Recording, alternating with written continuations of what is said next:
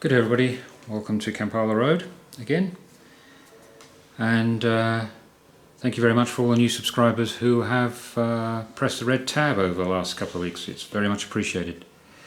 Today I am here to talk about this Janus 060 diesel shunter allied steel. Some of you may have seen it, it's on special at a box shifter. It's not in the box because it's been busy, but it is a impulse buy for me, which is why I'm stuttering a bit because it's unusual. I don't do impulse buys. All my purchases are mainly considered, but this was, I just logged on one day and this was on for £57, and I know they're £99.95 recommended retail price. But not only that, it came with a triple pack of these, 3 steel wagons, or ore wagons I should say, from Oxford Rail.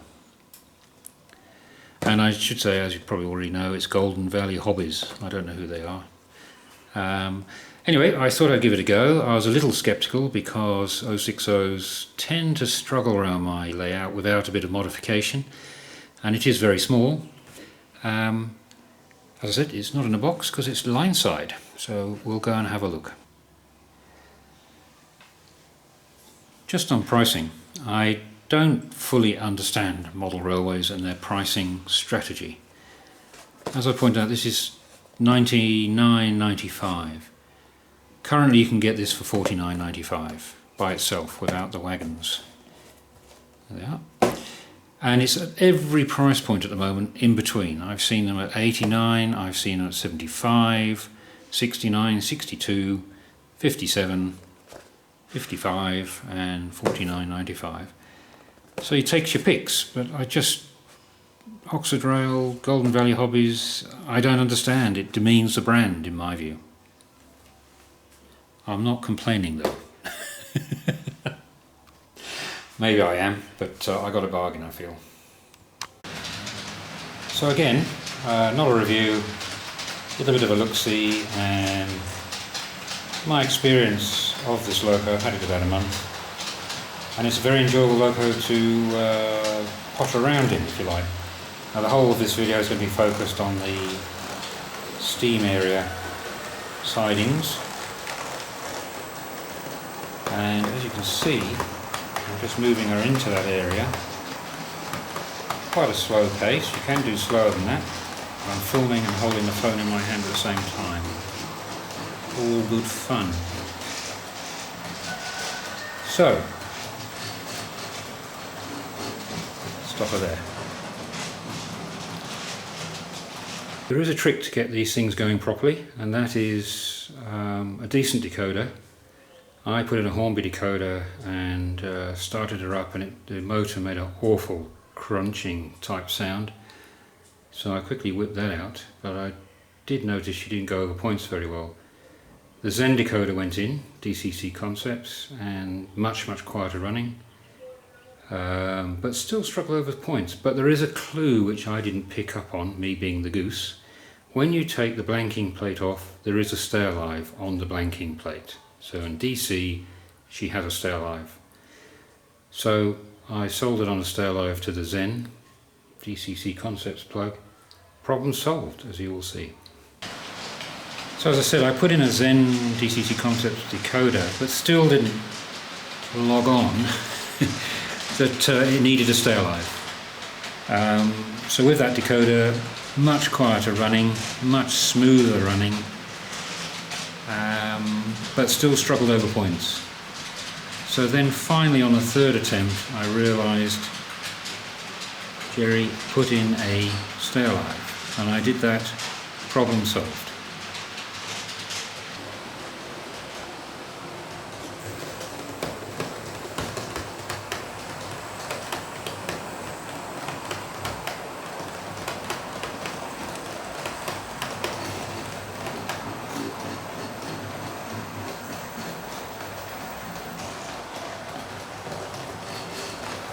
Okay, so as I said, 5-pole motor, which is okay. I tried to run her in, don't bother doing that, it overheats and stops. Or the decoder overheats and stops, I'm not too sure which one. So I've been running her up and down a bit and she's loosened up over a period of time. The only thing I would say that detracts from the model, my immediate impression when you get her out of the box, is the wheels look very plasticky. Those yellow areas do look like yellow plastic.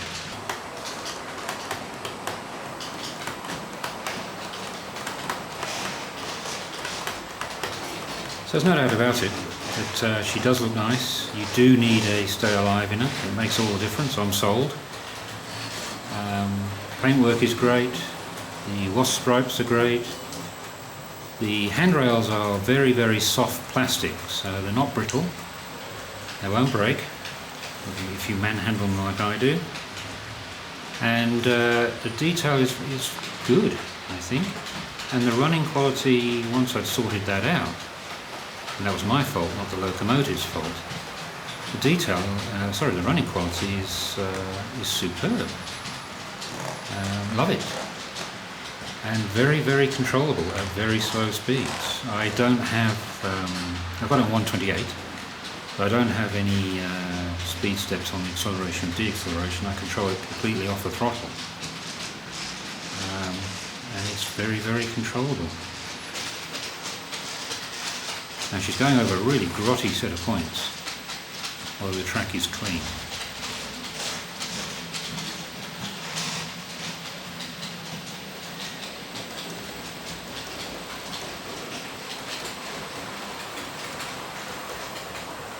It's very smooth, so that's where the 5-pole motor is coming in, I guess. I think it's worth $49.95, I really do, if you're thinking about it. It's certainly not worth £100, where it was originally. £75 I think is probably...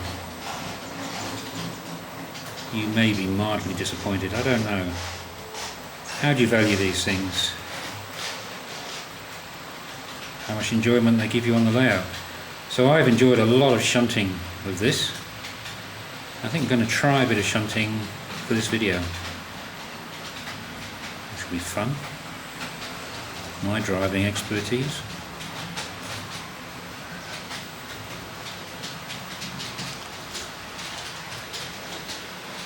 I'll do a few more close-up shots.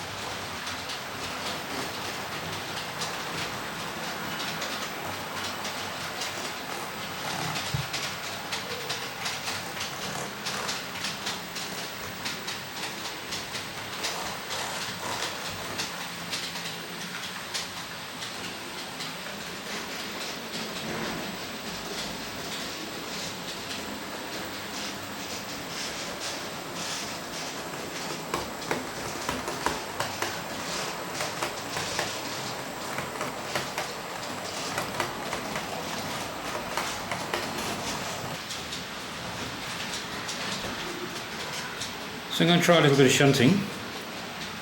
I'm an expert at shunting until I turn on the camera. I think those people who film their locos for YouTube will know what I mean. Everything goes wrong. So I'm going to try and do this without editing it. Cheating. She runs slightly, there's a slight jerkiness there in that direction. She's much smoother in the other, I don't know why. Story of my life and locos. Let's slow her down a little bit. She'll go over the point, I'll change the point and she'll come back up to remove the trucks from behind class 700. We'll hear the thud. There you go. Change direction.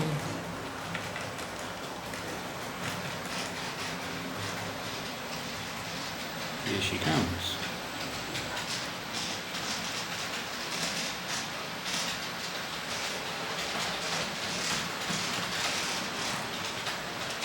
really difficult doing this left-handed on the phone and filming.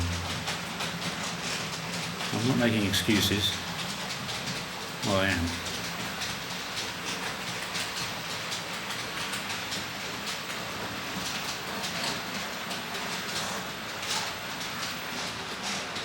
Contact. Now, I don't know if that's connected, but we'll give it a go. So we're moving these back towards the steam shed and up towards the two others that are sitting there at the moment, and then we need to move the guards van back into this siding once the 700's moved out of the way. They have connected. I have been thinking more and more about KD couplings, because on this undulating track work I have, the biggest single problem I have running on my layout is disconnecting coaches. And the first thing you know about them is on the loop, when the train runs into the back of its own train, if you understand what I mean. It's a bit of a pain. A bit more speed. Change the point and let it come back.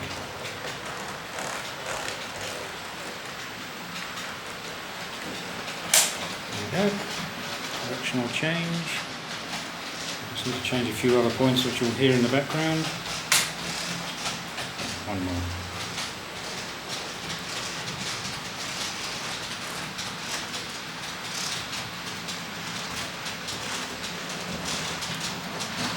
Slow it down a bit. I need to change the zoom.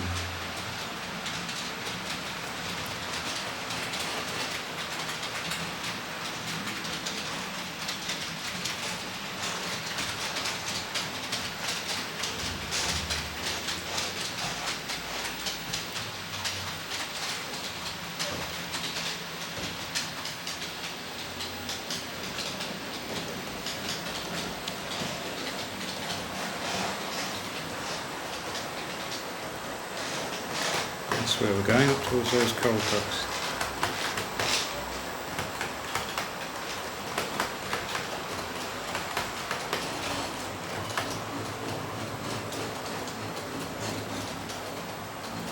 It's nice and slow. Bang. Right, the hand of God has to disconnect the loco,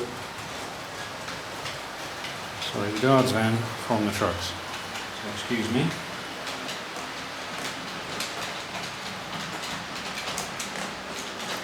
Of course it doesn't work for the camera. Oops. Right. Move her out of there.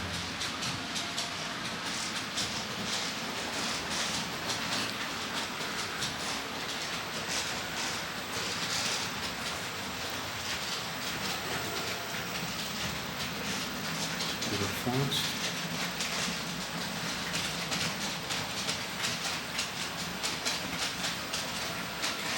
So I want this guards van to go where the 700 in the background was, so we have to move the 700 out of the way. First of all, we'll just move this one out of the way so the 700 can move. I hope that makes sense.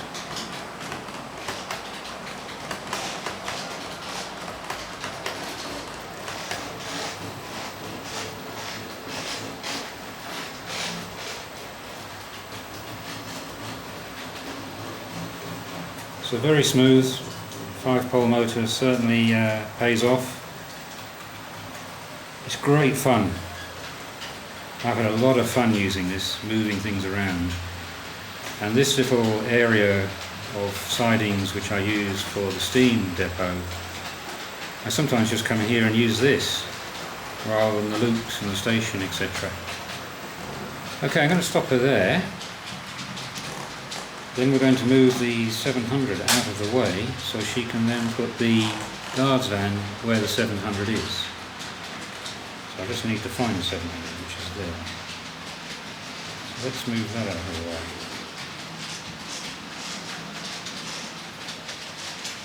I haven't got a crew in her yet, so it's a ghost crew driving this loco.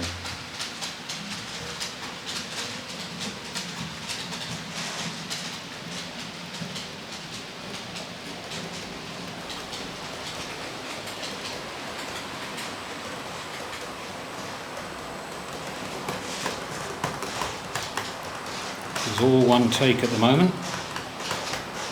I guess if it goes wrong it'll go on my bloopers video.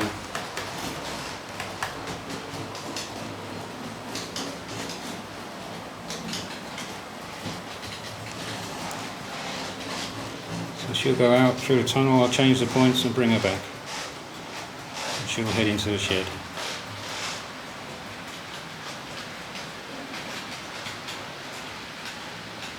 Just change the points, you'll hear the thud. And now change direction.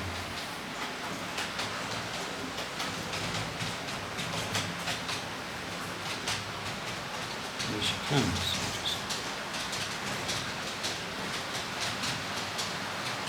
Another point change needed. Another one needed. Focus on the camera, Jerry. It's lovely in the sunlight.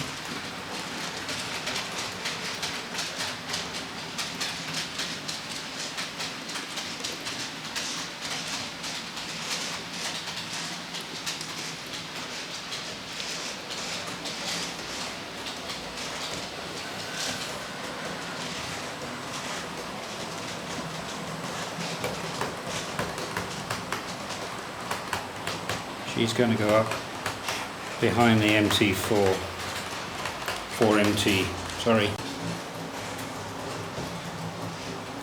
Okay, the camera went funny there, I'm not sure what happened, but anyway, she's there, she's coming up, slowing her down, boom boom. The word buffering came up on the screen there, I don't know what happened. Right, now we have to move this. Just find the loco. Right, let's put it in the right direction. Point change, and she should be ready to go.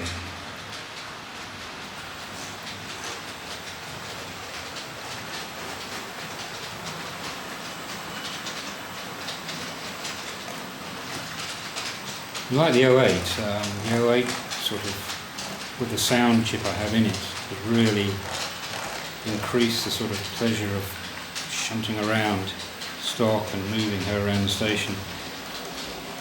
This is perfect for this little area because it's smaller, doesn't take up much room and can cope with everything. So if you can get it for $49.95, you're not too fussed about the livery, I would say it's worth it.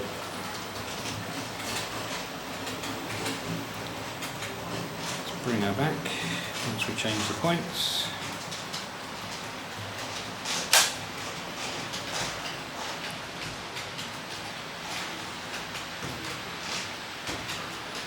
There we go.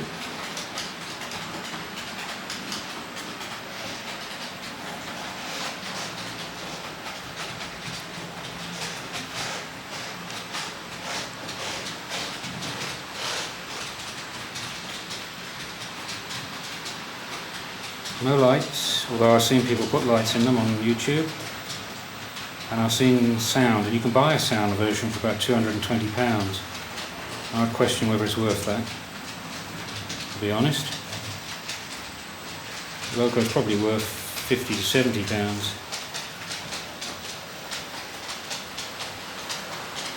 Nice and slow up to the buffers. Boom boom, there you go. So it's a great fun little loco. Paintwork is good. The only drawback is those wheels. They do look plasticky. So maybe some weathering. Me and my weathering. Not sure yet. She's too new to weather. Once the novelty's worn off, maybe then I throw a whole bunch of weathering powders at her. I'm not sure. But great. Yeah. I've got no real. Once you've got the stay alive in, there's really no criticism. Very good model by Oxford Rail.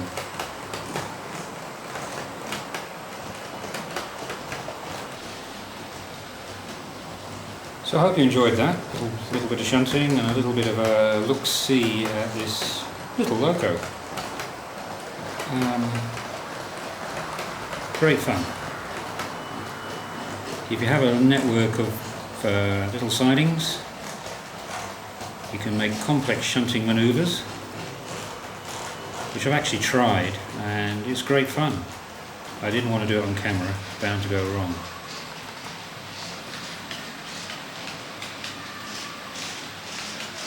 So really, from Kampala-Road, thank you very much for watching. As she goes over some grotty points, cheers for now.